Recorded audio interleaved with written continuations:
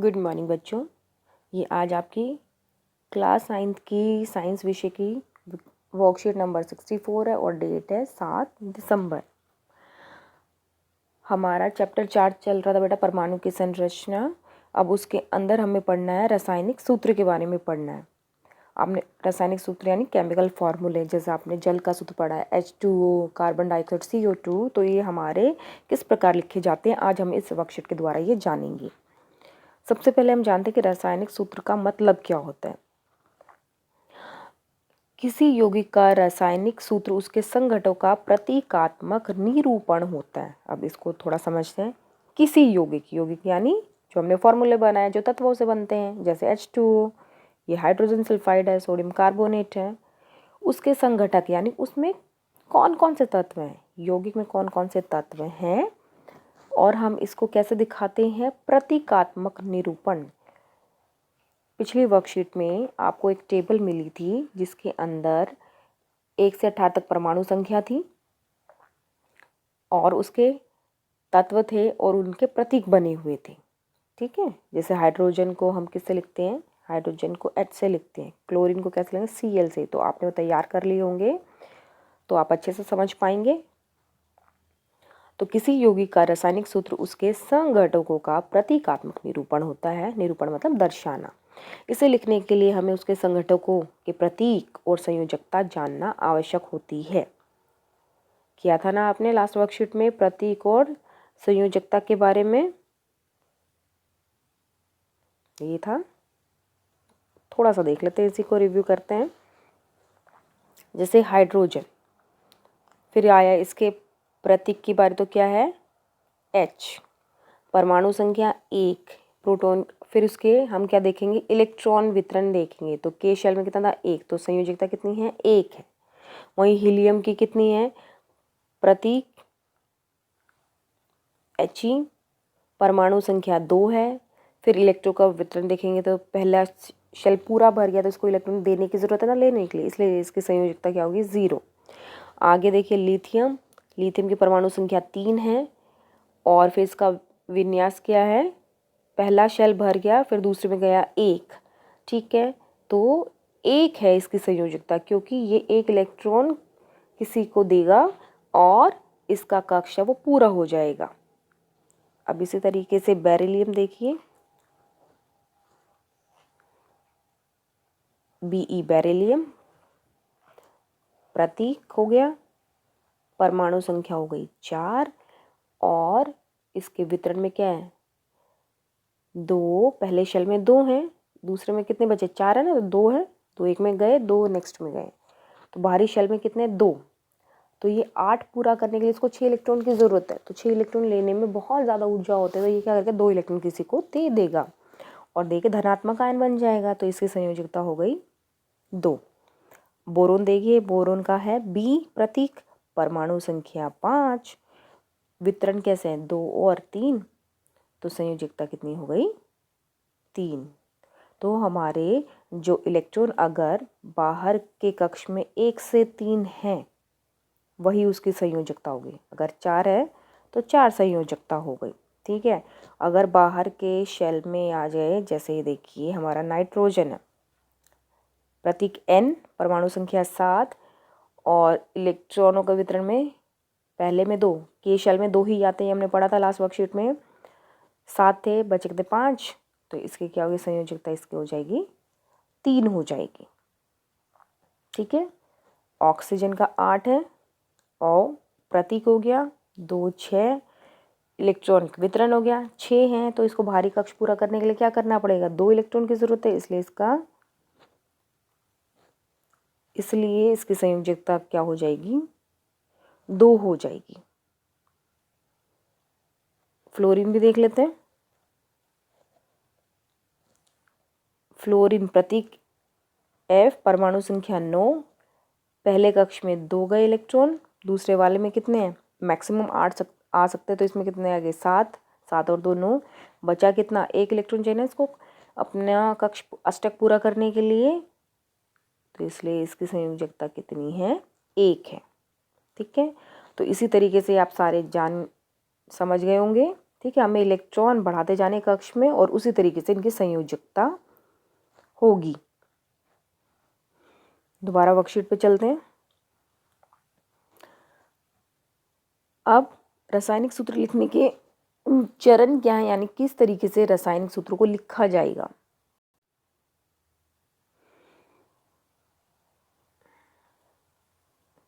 सबसे पहले यौगिक को बनाने वाले सभी संघटक लिखेंगे हम प्रतीक के रूप में, यानी योग। जैसे हाइड्रोजन सल्फाइड है, पहला है हाइड्रोजन, लिख दिया प्रतीक हाइड्रोजन का। सल्फाइड को किससे, एस से दर्शाएंगे, लिख दिया, हो गया पहला। दूसरा, प्रत्येक तत्व की संयोजकता और उसके प्रतीक के नीचे लिखिए, उसके प्रतीक के नीचे लिखिए। तत्व प्रतीक लिखेंगे आप, ऐसे ही लिखेंगे बच्चों बिल्कुल। फिर संयोजकता, हाइड्रोजन की कितने, अभी मैंने पीछे समझाई, 1 होगी। और सल्फर का 16, परमाणु संख्या है 2, 8, 6 वितरण है, 2 इलेक्ट्रॉन की जरूरत है तो 2 हो गया। फिर तीसरे में, अब संयोजक परमाणुओं की संयोजकता दोनों तत्वों के साथ क्रॉस कर दीजिए, ये यहाँ पे क्रॉस कर दिया है। दूसरे तत्व की संयोजकता को पहले तथा पहले तत्व की संयोजकता को दूसरे के नीचे लिखिए। जैसे कि देखो, ये यहाँ पे क्रॉस हो रहा दिख रहा है ना आपको, तो जो पहले के साथ दूसरे की संयोजकता आ जाएगी और दूसरे तत्व के साथ पहले की संयोजकता लिखी जाएगी। जैसे फॉर्मूला बन गया। पहले इसको देखो, यहाँ पे CO2 में सिंप्लीफाई करना है, 2 1 2, जितना सिंपल मतलब कि इसको लिख सकते हो। 4 और 2 ये कट रहे हैं, ठीक है, तो यहाँ पे फॉर्मूला हमारा हो जाएगा CO2। अब रासायनिक सूत्र लिखने के नियम देखिए। आयनों की संयोजकता अथवा आवेश हमेशा संतुलित होनी चाहिए। जैसे अभी मैंने आपको ऊपर करके दिखाया ना, संतुलित किया, कैसे किया, कार्बन डाइऑक्साइड था 2 4 है, तो ये हमारा क्या करना, हमें जितना सिंपल, यानी उसके बाद उसको सरल रूप में ना तोड़ा जा सके। फिर क्या, धातु का प्रतीक हमेशा पहले लिखा जाता है बाईं तरफ, धातु का प्रतीक पहले लिखा जाता है। ये रहा, कैल्शियम धातु है बाईं तरफ। बहुपरमाणुक आयनों के उपस्थित होने पर उन्हें कोष्टक में लिखकर संयोजकता को उनके नीचे लिखें। बहुपरमाणुक का मतलब क्या होता है, जिसमें उदाहरण से दिखाते हैं। ये देखिए, ये जैसा अमोनियम सल्फेट का आपको दे रखा है, यहाँ पे 2 आ गए ना परमाणु, यहाँ पे भी 2 हैं, ठीक है, तो ये हमारे क्या हो जाएंगे, बहुपरमाणु कहलाएंगे। तो हम इसको किस में लिखेंगे, ब्रैकेट में लिखेंगे, ठीक है। तो नियम आपको समझ में आ गए। अब एग्जाम्पल से शुरू कर देते हैं। पहला है H2S हाइड्रोजन सल्फाइड, तो हमें प्रतीक लिखना है हाइड्रोजन H सल्फर S, दोनों की संयोजकता लिख दी, क्रॉस कर दिया, तो क्या H2S हाइड्रोजन सल्फाइड हो गया। Carbon dioxide C4 carbon, oxide से ऑक्सीजन। फिर इसकी संयोजकता कार्बन की 4 कैसे है, कार्बन की परमाणु संख्या 6, 2 4, बाहरी कक्ष में 4 तो 4। ऑक्सीजन की कितने, 8 है, 2 6, इसको 2 इलेक्ट्रॉन चाहिए पूरा करने के लिए, तो 2 है।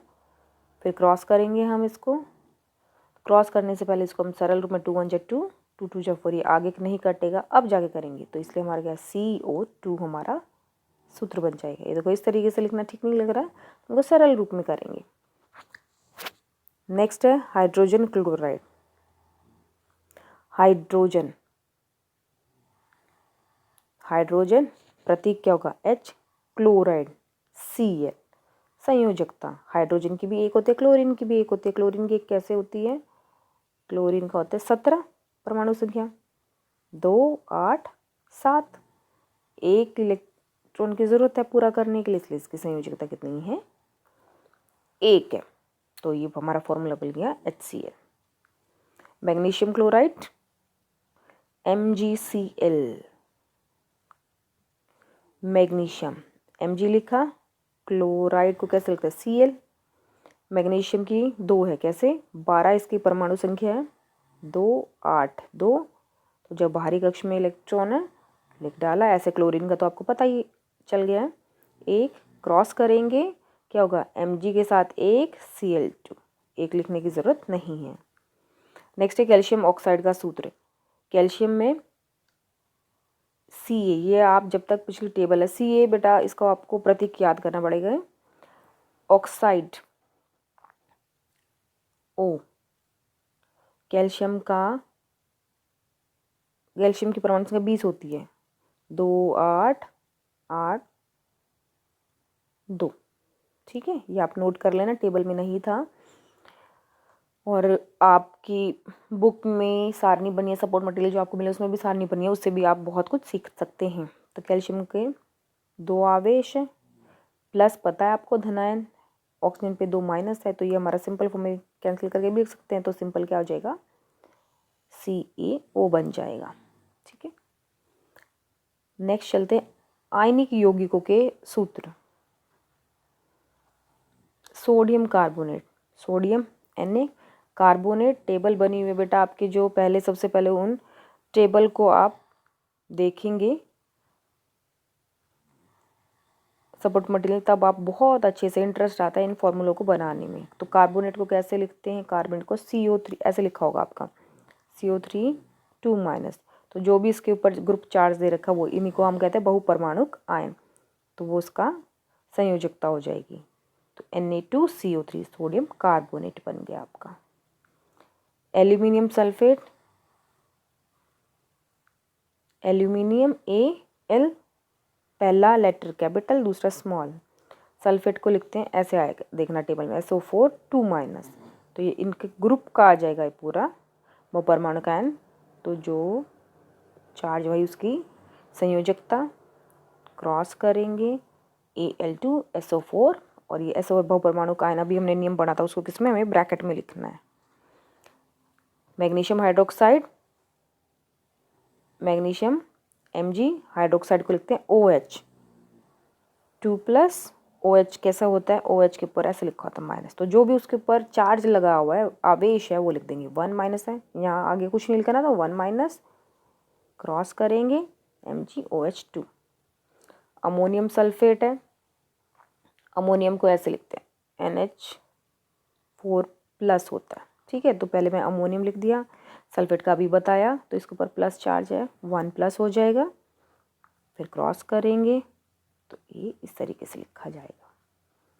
कैल्शियम हाइड्रोक्साइड, कैल्शियम याद हो गया, ये हमारा रिपीट हो रहा है, Ca, हाइड्रोक्साइड अभी बताया OH, इसके ऊपर 1, इसके ऊपर 2, इसकी संयोजकता होती है CaOH, calcium hydroxide. Sodium nitrate, तो सोडियम नाइट्रेट में सोडियम पे क्या है 1+ चार्ज है, नाइट्रेट पे माइनस लिखा होता है, इस पे भी 1 चार्ज होता है, क्रॉस करेंगे तो हमारा ये फॉर्मूला बन जाएगा NaNO3 सोडियम नाइट्रेट। अब क्वेश्चन देख लेते हैं, एक रासायनिक सूत्र क्या दर्शाता है।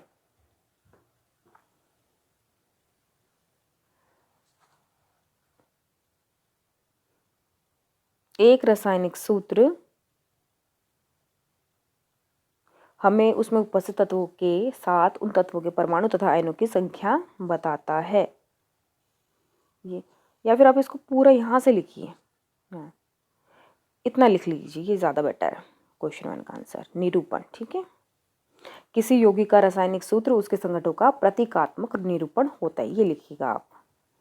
नेक्स्ट, निम्न के का रासायनिक सूत्र बनाइए। तो कैल्शियम क्लोराइड,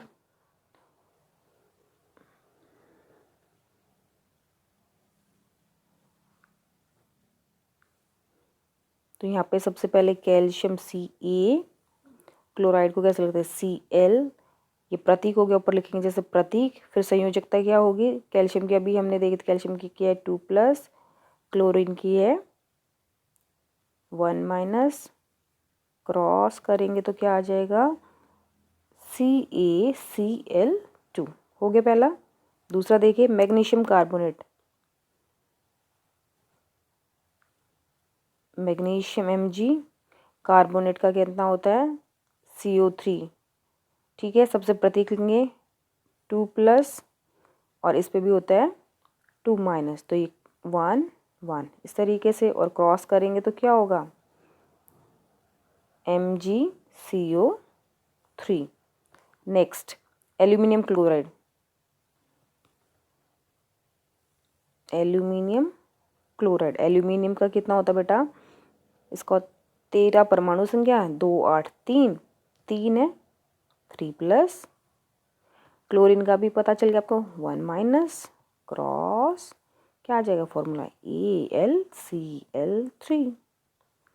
ओके, अब क्वेश्चन नंबर 3 निम्न तत्वों से बनने वाले रसायनों के सूत्र लिखे। सूत्र लिखने सिर्फ, तो ये आप देख लीजिए यहाँ पे क्वेश्चन 3 का ए पार्ट लिख लेते हैं, एक एक सूत्र लिखते हैं। NH3 अमोनिया बोलते हैं। दूसरा नाइट्रोजन और ऑक्सीजन से क्या बनता है, NO2 भी बनता है, नाइट्रोजन डाइऑक्साइड। तो अभी इसका एक समझिए आप। तीसरा क्या है, कैल्शियम और ऑक्सीजन। तो क्वेश्चन 3 का सी का कैल्शियम और ऑक्सीजन से, ये देखिए है ना, CaO सूत्र लिखना है हमने, कैल्शियम ऑक्साइड। नेक्स्ट है धन आवेशित और ऋण आवेशित आयन के 2 उदाहरण लिखिए। तो धन आवेशित जिस पे होता है +4, तो धन आवेशित के 2 उदाहरण,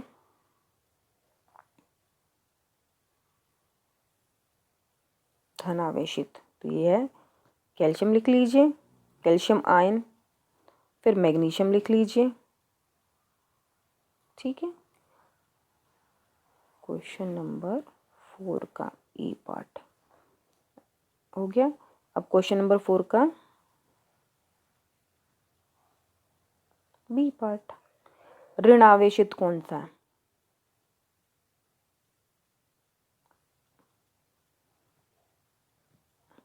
ऋण आवेशित, ऋण आवेशित में आपका क्लोराइड आयन हो गया।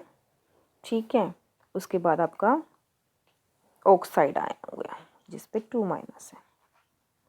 तो इस तरीके से आपको सारे क्वेश्चंस करने हैं। जो आपकी टेबल दे रही है बेटा, सबसे पहले उसको अच्छे से देखिए। सपोर्ट मटेरियल मिला हुआ, उसमें बहुत सारी टेबल्स दे रखी हैं जिसमें आपको फॉर्मूले मिलेंगे, तो वो आप अच्छे से करेंगे तो आपको ये फॉर्मूले बनाने में बहुत मज़ा आएगा। और आज का हमारा संदेश क्या है, कोविड-19 से सुरक्षा में नियमित अपने हाथों को साबुन से धोएं। तो